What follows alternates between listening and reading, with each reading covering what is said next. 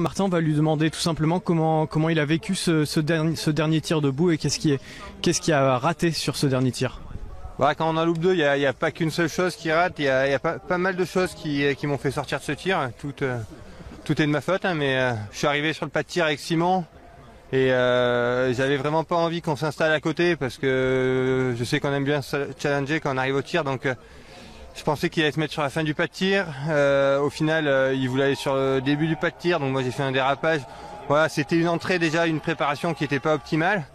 Ensuite, voilà, je suis un peu sorti de ma course. J'ai mis le résultat avant la manière. C'est un constat qu'on fait souvent en biathlon, hein, et qui est beaucoup plus facile à analyser a posteriori qu'à anticiper. Mais voilà, je me suis mis à penser au résultat.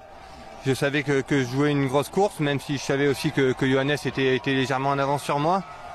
Donc voilà, j'ai mis un peu plus de vitesse que sur les tirs précédents. Alors j'aurais dû rester concentré sur ce que je faisais de bien jusque-là. Voilà, c'est un enseignement un peu comme je l'ai eu sur le relais mixte, qu'il va falloir vraiment que je reste dans mon univers cette année, que j'essaie pas trop de me soucier des autres.